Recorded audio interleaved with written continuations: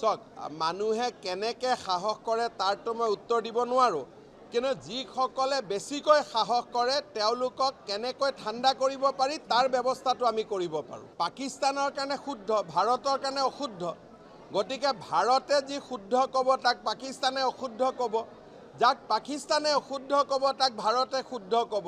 সেইকাৰণে আমি কৈছোঁ যে ভাৰত আৰু পাকিস্তানৰ কোনো কথাত মিল নাই। আমি শত্ৰু ৰাষ্ট্ৰ আৰু আমি শত্ৰুৰ দৰে থাকিব লাগিব। যোৱাকালি কৃষক মুক্তি সংগ্ৰাম সমিতিৰ এজন নেতা গ্ৰেপ্তাৰ হৈছে ভাৰত বিৰোধী মন্তব্যৰ কাৰণে। যোৱাকালিও মই গুৱাহাটী বিশ্ববিদ্যালয়ত আপোনালোকক কৈছোঁ, যোনে ভাৰত বিৰোধী মন্তব্য দিব তেওঁকে আমি গ্ৰেপ্তাৰ কৰিম আৰু দৰকাৰ হ'লে নেশ্যনেল ছিকিউৰিটি এক্ট ৰাষ্ট্ৰীয় নিৰাপত্তা আইনো আমি তেওঁলোকৰ ওপৰত জাপি দিম। মইতো নাজানো, শুনা নাই। আদিবাসী চাব মানুহৰতো আমাকে ভোট দিব। 99-100 বুলি নকওঁ মই, 99.9% আদিবাসী আৰু চাহ জনগোষ্ঠীৰ লোকে ভাৰতীয় জনতা পাৰ্টিক ভোট দিব। ক'লো নহয়, আমাক ভোট দিব। 99.9 100 বুলি মই নকওঁ। আজি ৰাতিপুৱাও হাজোৰ এজন যুৱকক গ্ৰেপ্তাৰ কৰা হৈছে। যিয়ে এনেকুৱা ধৰণৰ পোষ্ট আহিছে আমি পৰীক্ষা কৰিছোঁ, যিটো পোষ্টে ৰাষ্ট্ৰবিৰোধী বুলি আমি ভাবিছোঁ তেওঁলোকৰ ওপৰতে আমি একশ্যন ল'ম। और ये भी मैं बताना चाहूँगा कि जो डायरेक्टली और इनडायरेक्टली पाकिस्तान को सपोर्ट करेगा उनका ऊपर हम NSA भी लगा देगा। सबবিলাক फेक एकाउंट কৰি কিমান দূৰ পলাব পাৰে, যিমানখিনি আমি পোষ্ট পাইছোঁ আমি এক্সামিন কৰি আছোঁ আৰু আমি কঠোৰ ব্যৱস্থা ল'ম। কাকো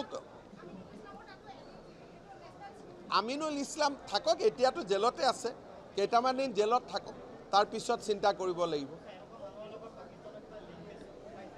লিংকেজ নহয়, এই মানুহবিলাক এটা বিশেষ আদৰ্শৰ দ্বাৰা ইনস্পায়াৰ্ড। তেওঁলোকৰ গোটেই কথাটো কি হয় যে তেওঁলোকে এটা কল্পনা কৰে যে পৃথিৱীখন এনেকুৱা হোৱা উচিত। দে are inspired by A world আইডিঅলজি, যে এনেকুৱা ধৰণে পৃথিৱীখন হ'ব লাগে, শৰীয়তৰ কানুন আহিব লাগে, এনেকুৱা হ'ব লাগে। তেওঁলোকৰ বিভিন্ন ইউটোপিয়ান আইডিয়াজ আছে যিটো সাধাৰণ মানুহে সমৰ্থন নকৰে। And they are inspired by that ideology, আৰু সেইটো কাৰণে গণ্ডগোলবোৰ হৈ থাকে। অখিল গগৈ ডাঙৰীয়াৰ যিটো বক্তব্য তেওঁলোকে ডিনাই কৰিছে। যদি ডিনাই কৰিলে মোৰ ক'বলগীয়া একো নাই, কিন্তু যদি বক্তব্যটো সঁচা হয় তেতিয়াহ'লে চৰকাৰে সকলোৰে ওপৰত ব্যৱস্থা ল'ব। কিন্তু তেওঁলোকে যিহেতু এটা ডিনাই কৰিছে যে মই কোৱা নাই বুলি কৈছে, গতিকে তেতিয়া আৰু ইছ্যুটো বঢ়াই লাভ নাই। কিন্তু যদি কয় যে মই কৈছোঁ, আমি তৎকালীনভাৱে একশ্যন ল'ম। গাঁৱতে বৰ্তমান গাঁৱৰ ইলেকশ্যন, গাঁৱৰ কাৰণে কৈছোঁ, কৰিবৰ সময়ত ক'ত ক'ত কৰিব পাৰি। মহানগৰত এই আঁচনিবোৰ সফল নহয় বা নগৰত এই আঁচনিবোৰ সফল নহয়। কিছুমান গাঁৱৰ মানুহৰ এটা বেলেগ ধৰণৰ মানসিকতা থাকে। সামাজিক জীৱন, অসমীয়া মানুহৰ যিটো জীৱন, সেইটো গাঁৱত আমি বেছিকৈ দেখা পাওঁ। টাউনত বিভিন্ন ধৰণে মানুহ আহে, কিন্তু নিজৰ যিটো জীৱনৰ যিটো হৃদপিণ্ড সেইটোতো গাঁৱতে থাকে। আজি আমিও গুৱাহাটীত আছোঁ, কিন্তু গুৱাহাটীত থাকিলেও আমি ইয়াত আছোঁহে, আমাৰ কিন্তু হৃদয়খন গাঁৱতে আছে। গতিকে গাঁৱৰ জীৱনটো আমাৰ কাৰণে আটাইতকৈ প্ৰয়োজনীয় আৰু আমাৰ কাৰণে সৰ্বোচ্চ। কালি CPM এটা আন্দোলন কৰিছিলে যে সন্ত্ৰাসবাদৰ বিপক্ষে, গতিকে সেইটো মই দেখা পাইছোঁ, গতিকে একেবাৰে মই নকওঁ। কিন্তু এটা কথা ঠিক যে বাওঁপন্থীসকলৰ যিটো আদৰ্শ, সেই আদৰ্শটো সদায় আমাৰ ৰাষ্ট্ৰক দুৰ্বল কৰাৰ আদৰ্শ।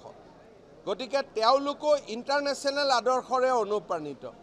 আজি আমাক প্ৰয়োজন নেশ্যনেলিজিম, প্ৰকৃত ৰাষ্ট্ৰীয়তাবাদৰ প্ৰয়োজন ভাৰতবৰ্ষক।